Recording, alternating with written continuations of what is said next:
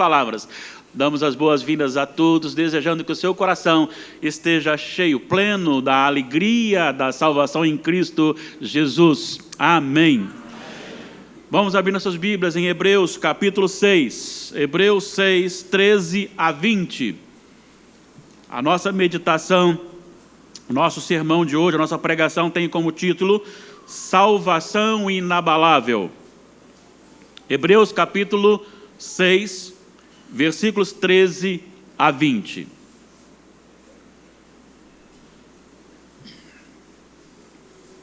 Assim está escrito: pois quando Deus fez a promessa a Abraão, visto que não tinha ninguém superior por quem jurar, jurou por si mesmo, dizendo: certamente te abençoarei e te multiplicarei. E assim, depois de esperar com paciência, obteve Abraão a promessa. Pois os homens juram pelo que lhes é superior, e o juramento, servindo de garantia para eles, é o fim de toda contenda. Por isso, Deus, quando quis mostrar mais firmemente aos herdeiros da promessa a imutabilidade do seu propósito, se interpôs com juramento, para que mediante duas coisas imutáveis, nas quais é impossível que Deus minta, forte alento tenhamos nós, que já corremos para o refúgio, a fim de lançar mão da esperança proposta, a qual temos por âncora da alma, segundo a segura e firme, e que penetra além do véu, onde Jesus, como precursor, entrou por nós, tendo se tornado sumo sacerdote para sempre, segundo a ordem de Melquisedeque. Que o Senhor da palavra, o inspirador, nos ilumine e nos edifique agora também na meditação da palavra. Amém. A corrupção humana roubou a nossa alegria. Ela destruiu a nossa confiança uns nos outros e certamente nós sempre confiamos desconfiando, não é verdade? E essa desconfiança causa na nossa vida uma insegurança muito grande, enche o nosso coração de medo e a nossa alma fica sempre aflita, sempre aflita. Algumas vezes, na minha caminhada do ministério, na preparação do ministério, do seminário, enquanto morando em Manhumirim, eu, Damares e William Douglas, e viajando todo final de semana para o seminário em Belo Horizonte, em algumas das viagens não podia ir no horário normal, que eu chegava lá por volta de 5, 5h30, 6 horas da manhã. Eu chegava normalmente nos horários anormais, eu viajava em outro horário, chegava lá às 3, 3h30 da manhã, e tinha que caminhar por mais ou menos 15 minutos, local perigoso, nesse horário. Então eu subia com muito medo, com muita aflição, com muita insegurança, qualquer barulho, qualquer movimento, qualquer veículo que passava, a gente ficava um pouco assustado, até mesmo, a gente tinha um pouco de medo, até mesmo das polícias que passavam por nós, e a gente caminhava, e quando chegava em casa, o portão era uma chapa, então quando eu abria o portão, quem entrava, que batia o portão, aquele peso saía dos meus ombros, como que estou seguro agora em minha casa. Muitas vezes, na vida espiritual também agimos assim, nós vivemos uma vida com medo do juízo final, mesmo sendo crentes, vivemos com medo, porque não temos o conhecimento do que realmente nos é colocado como palavra de Deus. Nós perdemos a ciência daquilo que é concedido a nós pelo Senhor, como nós acabamos de cantar aqui. Quando nós olhamos para o texto, nós veremos aqui algo maravilhoso que poderá mudar a sua história a partir de agora. Esse texto não é muito fácil, porque ele está ajudando ou resolvendo uma questão anterior.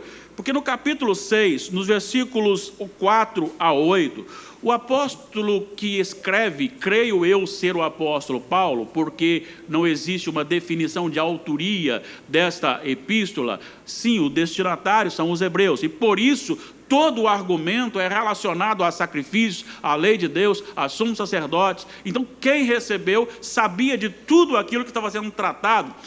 Mas quem escreveu, ninguém sabe se é Paulo ou não. Eu, particularmente, penso ser Paulo. E ele trata aqui de um problema gravíssimo da apostasia. E ele fala que aqueles que apostatam da fé vivem num estado de terrível contradição com a palavra de Deus e caminham cada vez mais para a condenação. Creio eu que quando os hebreus leram esta carta, e quando chegaram nesta parte do capítulo 6, e claro, não era dividido dessa forma, mas nessa parte onde está hoje dividido como capítulo 6, 4 a 8, deve ter estremecido o coração. Eles devem ficar assustados com aquilo que Paulo estava tratando, porque o apóstolo Paulo vai dizer sobre algo terrível que acontecerá com aqueles que apostataram da fé. Mas acontece que logo em seguida Paulo então vai mostrar para os hebreus que o que ele estava se referindo não era relacionado à igreja, porque a igreja estava firme no Senhor. É claro, um ou outro poderia até apostatar-se da fé, mas a igreja, de forma geral, estava firme no Senhor. E no versículo 9, ele chama os seus leitores de amados, como uma palavra carinhosa para dizer, nós fazemos parte da mesma equipe, do mesmo povo, da mesma família. E para isso, então, ele trabalha anunciando a condição daquele que está em Jesus, sobre a firmeza da salvação, a convicção da nova terra e essa garantia firmada no Senhor Jesus. E ele apresenta aqui fortes argumentos para nos mostrar a respeito desse tema tão maravilhoso proposto, salvação inabalável. Nós sabemos que muitas pessoas hoje tem lançado na sua própria conta a capacidade de ser salvo ou não, a segurança de ser salvo ou não.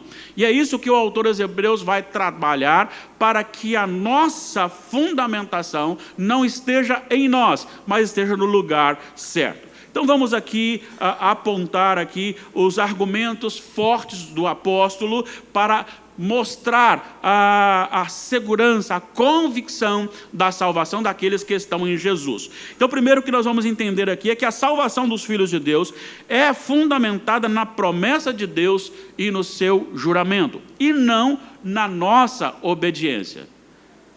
A salvação, ela é garantida, ela é fundamentada na questão relacionada à promessa de Deus e o seu juramento. Olha só como ele vai descrever aqui. Pois quando Deus fez a promessa a Abraão, visto que não tinha ninguém superior por quem jurar, jurou por si mesmo, dizendo, certamente te abençoarei e te multiplicarei. E aí ele vai tratar aqui sobre a questão desta promessa e juramento feitos a Abraão. Só que é muito interessante porque ele diz da promessa, que nós já sabemos, ele traz algo novo para nós, que é o juramento. Na verdade, naquele tempo não havia advogados e nem havia cartório para registro de documento. Como que era feito um registro? A legalidade do documento não estava não estava ainda no cartório, mas estava num juramento feito a uma pessoa, a uma autoridade superior. Então as duas partes negociavam, entravam num acordo, e assim que estivesse fechado o acordo, eles iam então a uma pessoa com autoridade superior e ambos faziam o juramento. E uma vez feito o juramento, isso significa que acabou as oportunidades de alguém mudar, porque ali já estava registrado. É como você hoje ir ao cartório e registrar um documento. E aí então fica a legalidade daquele documento. O juramento também traz esta informação e esta convicção, esta legalização. Então era feito no juramento. E ele diz que o Senhor Deus, o autor aos Hebreus está dizendo que o Senhor Deus fez uma promessa e ele também fez o juramento. Ao contrário do homem que ia numa pessoa superior para fazer o julgamento, Deus não tem ninguém igual ou superior a ele. Então ele jurou a si mesmo. E é interessante porque o apóstolo aqui, o escritor, o autor da epístola, ele se dirige a Abraão para falar dentro dessa promessa feita e dessa esperança de Abraão, porque Abraão é algo assim que você pode olhar, ele fugiu a toda e qualquer possibilidade de esperança. O apóstolo Paulo fala sobre isso em Romanos 4, ele esperou fora da esperança.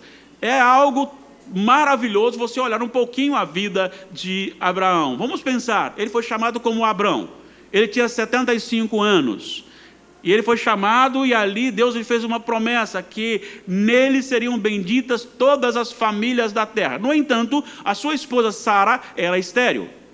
A vida vai passando, e não sei quanto tempo se passou, isso no capítulo 12 de Gênesis. Quando chega no capítulo 15 de Gênesis, Abraão vira para Deus e diz: Senhor, eu darei a minha herança ao meu servo, fiel servo Eliezer, porque já estou envelhecido, Sara também, e nada aconteceu. E Deus o chama para fora, isso era de madrugada, e manda ele olhar para o céu, e quando ele vê as estrelas e olha para as estrelas, assim será a tua descendência. Deus reafirma com ele a aliança e a promessa. Ele então aguarda por mais um tempo, e quando ele tem 86 anos, Sara lhe dá um conselho para que ele tomasse a sua serva e com ela tivesse filho, para que ele tivesse geração. E ele acata este conselho da esposa e peca contra o Senhor quando ele faz assim. E Deus diz: não é este, eu prometi alguém de Sara, então será de Sara. Quando ele está com 99 anos, aparece um anjo do Senhor e diz para ele: daqui a 1 ano Sara terá um filho. Então ele está com 100 anos de idade quando nasce Isaque. Para piorar a situação, quando Isaque está começando a crescer lá com seus, quem sabe, 12, 14 anos, Deus fala: agora você vai matar o seu filho para mim, vai sacrificar o seu filho para mim. E Abraão, com seu coração cortando, ele parte para a obediência e leva o seu filho, e no momento do sacrifício, Deus então um anjo brada e diz: não faça isso, porque você já fez isto. E então coloca lá um substituto em que é sacrificado no lugar de Isaque. Se tem alguém que recebeu uma promessa, que esperou confiantemente por muito tempo, e Deus cumpriu, é Abraão. Então agora ele cita esse exemplo de Abraão para dizer ao povo hebreu e para dizer a você e a mim hoje aqui também, para nos firmarmos na promessa de Deus e no seu juramento. A promessa de Deus, ela é feita e ela é desenvolvida dentro de alguém que não pode mudar, que é imutável. Olha só o que ele diz no versículo 18: mediante 2 coisas imutáveis, nas quais é impossível que Deus minta, forte alento tenhamos. Em Números 23, 19, diz que Deus não é homem para que minta, para que se arrependa, nem filho de homem para que minta, nem filho de homem para que se arrependa. Deus ele não está condicionado.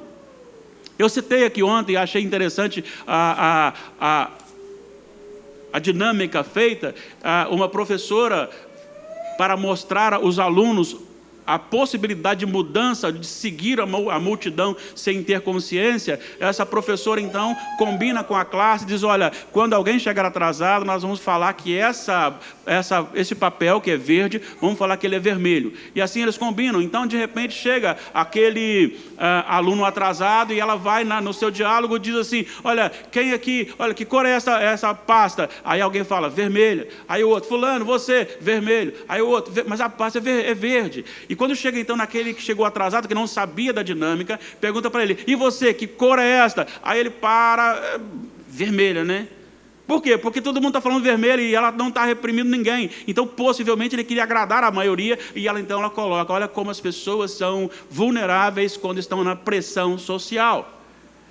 Nós vivemos numa pressão social e queremos mudar, mas Deus não muda. Deus não está condicionado. Deus não está condicionado a agradar, a ser aprovado por autoridades. Quantas pessoas estão reprovando Deus, mas Deus não precisa de conduzir esse povo, eu vou remover isso aqui porque para agradar a A, B ou C. Deus é Deus e acabou, e na sua promessa Ele cumpre a sua palavra, e a palavra de Deus não mente. João 10:35, Jesus disse justamente isto, que a palavra do Senhor não mente. As Escrituras Sagradas não mentem. Então há agora um juramento, e esse juramento e essa promessa é a base da nossa salvação, porque, como já disse, é impossível que Deus minta. Segundo, são duas coisas imutáveis: a promessa de Deus e o seu juramento. Isso não muda, e se Ele disse, Ele fará. Então a nossa salvação está garantida, segura, nesta promessa e neste juramento. Eu estou falando para povo que já está em Deus. Eu não estou falando para todo mundo. Eu estou falando para aquele que creu no Senhor, aquele que realmente creu no Senhor. Vamos lembrar do último estudo bíblico que nós falamos que crer em Jesus não é você acreditar em Jesus. Eu tenho visto muitas pessoas produzindo frutos do inferno dizendo que crê em Jesus. Não crê, você acredita, você sabe que Ele existe. O crer aqui é crer e estar em Jesus. Produzir fruto do Espírito e não da carne. Então nós vamos agora para a segunda parte desse sermão. Então você olha, você observa, e a sua salvação está garantida na promessa de Deus. Então se Deus prometeu lhe conduzir, Ele lhe conduzirá. Agora preste atenção no que o irmão do Senhor Jesus disse lá no finalzinho da Bíblia, Judas, no versículo 24. Olha só o que ele diz sobre estas promessas do nosso Deus. Ele diz o seguinte no versículo 24: ora, aquele que é poderoso para guardar de tropeço e para vos apresentar com exultação imaculados diante da sua glória, ao único Deus nosso Salvador, mediante Jesus Cristo, Senhor nosso, glória, majestade, império e soberania, antes de todas as eras, agora e para todos os séculos. O que ele está dizendo? Que nós não podemos segurar a nossa salvação. Mas se nós estamos em Jesus, Ele é capaz de nos conduzir firmes, com correções, com disciplinas, como Ele quiser e precisar, para nos apresentar. Agora, Ele nos apresenta não sem pecado, mas Ele apresenta na perfeição dEle, e nós nele. Assim nós temos a promessa da salvação. Eu não programei com o William Douglas, mas o William Douglas leu aqui 1 Crônicas 16. Olha só como o Espírito Santo conduz o culto de maneira soberana, quando você apenas quer obedecer ao Senhor e não trazer coisas novas para o culto. Olha só o que o William Douglas leu a partir do versículo 16 de 1 Crônicas, a partir do versículo 14 do 1 Crônicas 16. Ele é o Senhor nosso Deus, os seus juízos permeiam toda a terra. Lembra-se perpetuamente da sua aliança, da palavra que empenhou para 1000 gerações, da aliança que fez com Abraão e do juramento que fez a Isaque, o qual confirmou a Jacó por decreto e a Israel por aliança perpétua, dizendo: dar-vos-ei a terra de Canaã como quinhão da vossa herança. Aqui Davi está relembrando a promessa e juramento de Deus feito a Abraão e consequentemente a Isaque, a Jacó e a todo Israel. Então esta promessa e esse juramento são fundamentos imutáveis. Por isso eu sou salvo em Jesus Cristo. Por isso. Agora, ele não para por aí, ele apresenta agora algumas ilustrações. Então, a segurança da nossa salvação é fortalecida nas ilustrações do refúgio da esperança, da âncora da alma e na entrada de Jesus na presença do Pai. Olha só o que ele trata e como ele trata aqui de maneira maravilhosa. Ele começa então ainda no versículo 18, dizendo que forte alento tenhamos. Por quê? Porque Deus não muda.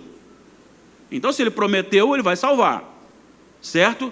Mas olha só o que ele trabalha agora como uma questão relacionada a algumas ilustrações. Então, ele usa aqui, no versículo 18, forte alento tenhamos nós que já corremos para o refúgio.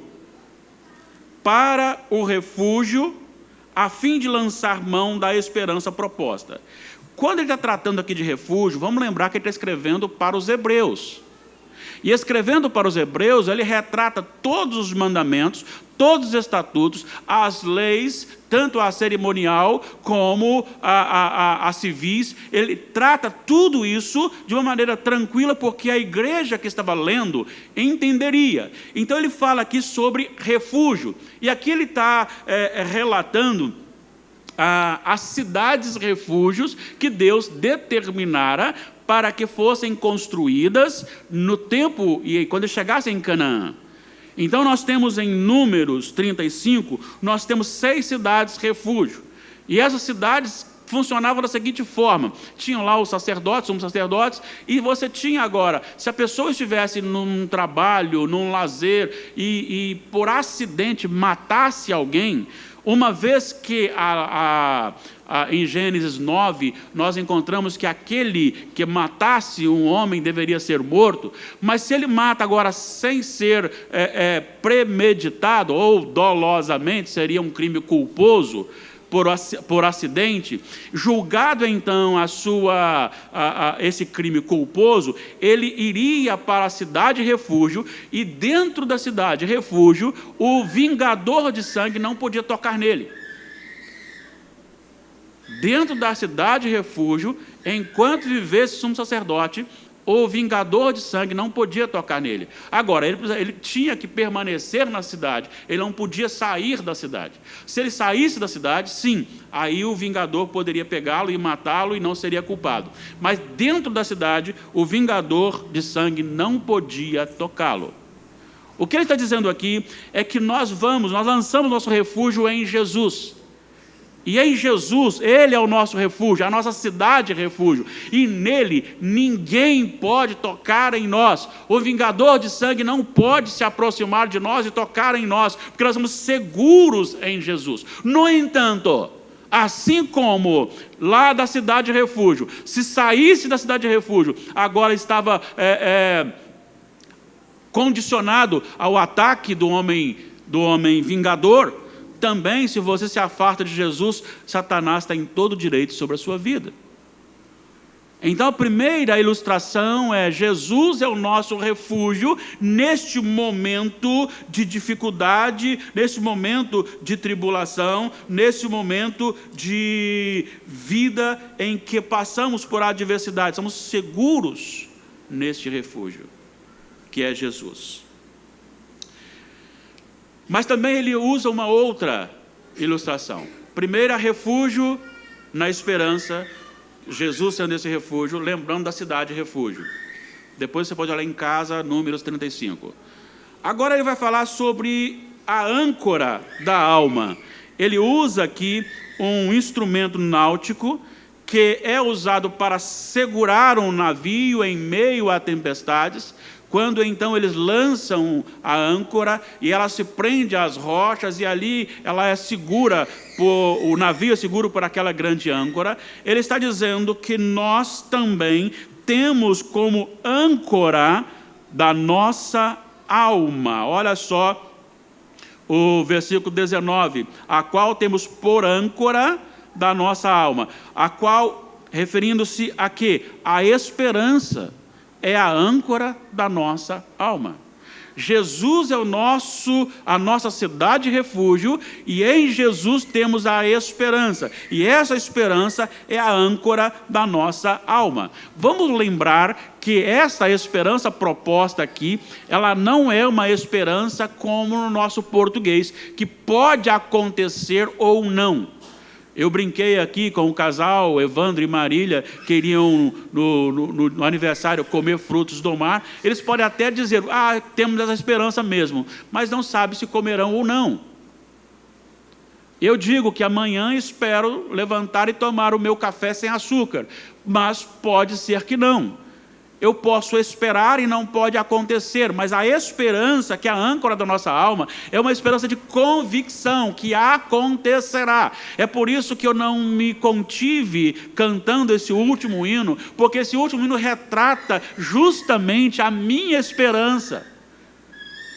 É aquilo que Jesus fez por mim na cruz, é aquilo que foi feito maravilhosamente, de maneira perfeita, santa para o meu coração, é aquilo que foi feito para me garantir vida e vida eterna, essa esperança de que eu serei conduzido pelo Espírito Santo do Senhor, sendo corrigido, sendo admoestado, sendo tratado, sendo ensinado, porque eu faço parte dos eleitos de Deus, e estou fundamentado na sua promessa, estou fundamentado no seu juramento, e em Jesus eu tenho convicção de que serei conduzido. Essa é a minha esperança, de que apesar de todas as coisas, todas as adversidades que se levantam contra a igreja do Senhor, mesmo sendo algo externo, pessoal, no sentido de uma enfermidade ou coisa do tipo, ou um ataque de uma autoridade contrário à palavra de Deus,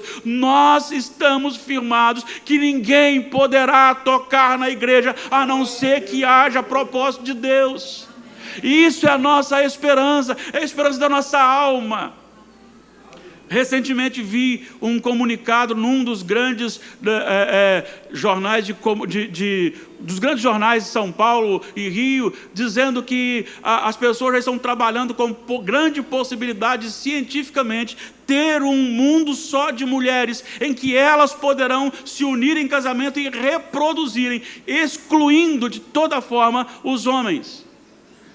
Isto, irmãos, é justamente levantar não contra o homem, mas levantar contra a palavra de Deus, porque Deus criou um homem, Deus criou uma mulher, e ambos foram criados para a reprodução. É claro que eles nunca chegarão nisso, mas este é o princípio que está vindo sobre a igreja, isso que está vindo contra o povo de Deus, e isso não poderá abalar a nossa fé, porque nós temos uma esperança. A nossa esperança é a âncora da nossa alma, porque nós sabemos que, crendo ou não, Jesus voltará, e Ele conduzirá os seus eleitos para a nova terra e novo céu.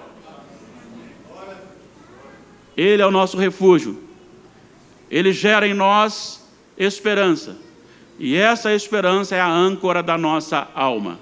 Mas a terceira ilustração que ele usa aqui é justamente a entrada de Jesus na presença do Pai. Olha só o que ele diz no versículo 20: onde Jesus, como precursor, entrou por nós, tendo se tornado um sumo sacerdote para sempre, segundo a ordem de Melquisedeque.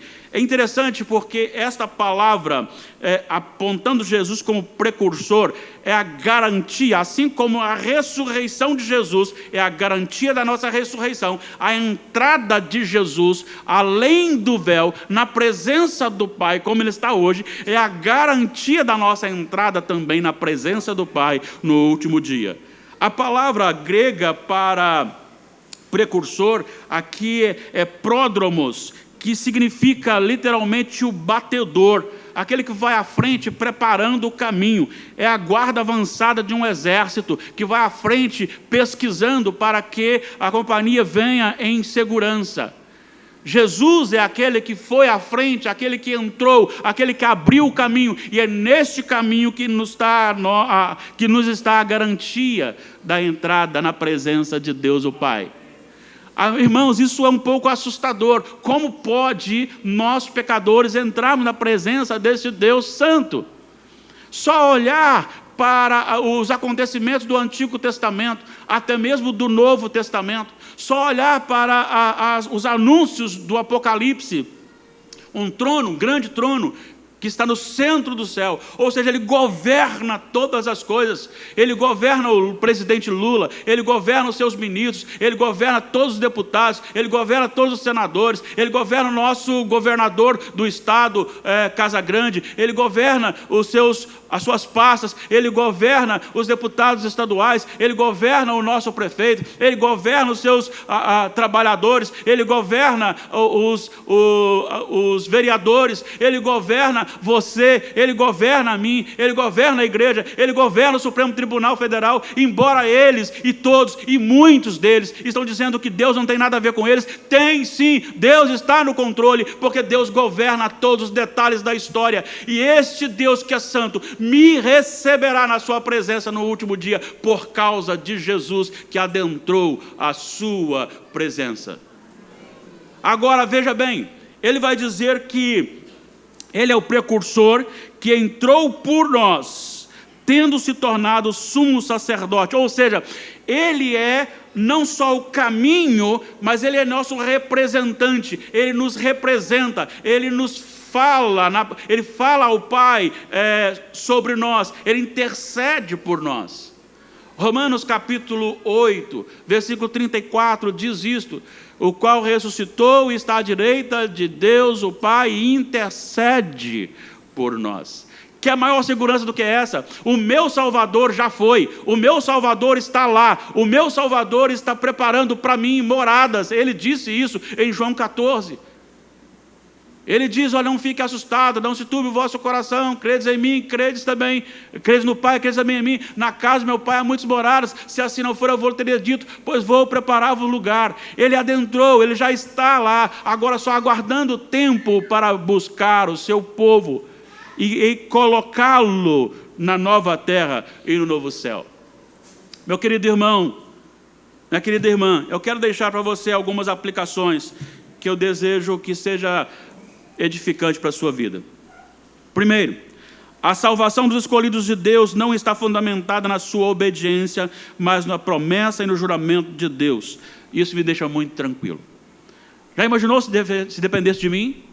Hoje estaria salvo, amanhã perderia, depois ficava salvo de novo, depois perderia, depois ficava salvo de novo, depois perderia, e se eu morresse numa dessas, dependeria do meu destino. Por isso eu não poderia dizer assim: eu sou salvo ou não sou salvo, eu não sei. Mas não depende da minha obediência, depende do fundamento da salvação, que é a promessa e o juramento de Deus. Isso me dá direito a pecar? Não. Paulo escreve aos Tessalonicenses dizendo que o amor sincero para com os irmãos, com os santos, a esperança e a fé operosa autenticam a nossa eleição. Ah, não, eu creio, mas se você produz fruto, se você pratica obras da carne, você está enganando a você mesmo, está acumulando ira para o dia do juízo, porque o eleito de Deus busca produzir fruto do Espírito, porque só é eleito aquele que habita, em quem habita o Espírito Santo do Senhor. Segunda, a nossa salvação está garantida porque quem fez a promessa e o juramento é fiel, é imutável. Isso me alegra muito também. O Salmo 2 começa dizendo sobre as nações se levantando contra o Senhor e contra o seu ungido. E o versículo 5 desse salmo diz assim: ri-se deles o Senhor zomba deles. Deus é aquele que você não precisa defender. Quando você pregar o Evangelho e falar que Deus mata quando Ele quer matar, você não precisa ter medo de falar isso, não, porque Deus não precisa da sua defesa. Ele é autossuficiente. Ele é o Senhor. E sim, Ele ministrou juízos e ministra juízos hoje a desobedientes. Deus é imutável, é de eternidade a eternidade. Terceiro, enquanto o dia final não chega, continuamos em nosso refúgio, Jesus Cristo, que traz para conosco uma proteção. Então, vamos lá. Enquanto não chegamos o dia da consumação, nós temos um refúgio que nos dá proteção. Mas também, enquanto não chega o dia do juízo final, para estarmos na nova terra e no novo céu, nós temos a esperança que é a âncora da nossa alma, e com isso nós estamos seguros. Estamos seguros. Enquanto você tem proteção no refúgio, você tem segurança na esperança, tendo tendo-a como âncora da sua alma. E para encerrar, enquanto esse dia não chega, não só nós temos proteção na cidade refúgio, segurança como âncora da nossa alma, mas nós temos também aquele que entrou no céu, a garantia. E isso é muito importante, porque eu sei que ninguém, nada, seja no céu, seja na terra, seja perigo, seja espada, altura, profundidade, largura, seja fome, nudez ou perigo, nem mesmo a morte poderá nos separar do amor de Deus que está em Cristo Jesus, nosso Senhor. Quem está em Jesus precisa entender que nada nem ninguém pode nos separar deste amor de Deus, porque nós temos uma promessa, nós temos um juramento. Enquanto estamos aqui, somos protegidos do inimigo no refúgio Jesus. Enquanto estamos aqui, somos seguros do perigo, porque a nossa âncora não é lançada para baixo, mas ela é lançada para cima, no céu, em Jesus Cristo. Enquanto estamos aqui, nós somos garantidos de que o nosso caminho já está preparado. É só uma questão de tempo. E a minha pergunta para você é: você faz parte desse povo que o apóstolo chamou de amados? Você faz parte desse povo que está seguro também nesta promessa? Lembre-se, Jesus disse: pelo fruto identifica-se a árvore. Se você produz obras da carne, de forma alguma você pode estar no Espírito. Para estar no Espírito, é preciso você manifestar amor, alegria, paz, longanimidade, benignidade, fidelidade, bondade, mansidão, domínio próprio e coisas semelhantes a estas. Pastor, mas eu não tenho produzido isto. Então é hora de você renovar-se na presença do Senhor. É hora de você buscar mais o Senhor e lançar-se no Senhor. Lembre-se, ainda não passou o momento. Lá no Egito, aqueles que não mataram o cordeiro e que não passaram o sangue nos umbrais, o anjo da morte passou e puniu, matando o primogênito. Se você não tem no seu coração o sangue de Cristo, você corre risco de a qualquer momento, e pode ser não a volta de Jesus, pode ser um infarto, e ele pode vir a qualquer momento. Então, se você não tem esse sangue de Cristo passado no seu coração, não deixe, não saia daqui sem fazer isso. Arrependa-se do seu pecado, volte-se para Deus. Pastor, eu sou crente. Não, eu estou dizendo para você, para mim, estou dizendo para nós, para todos nós, em nome do Senhor Jesus. A salvação, ela é em Cristo, inabalável. Por que nós fazemos isto?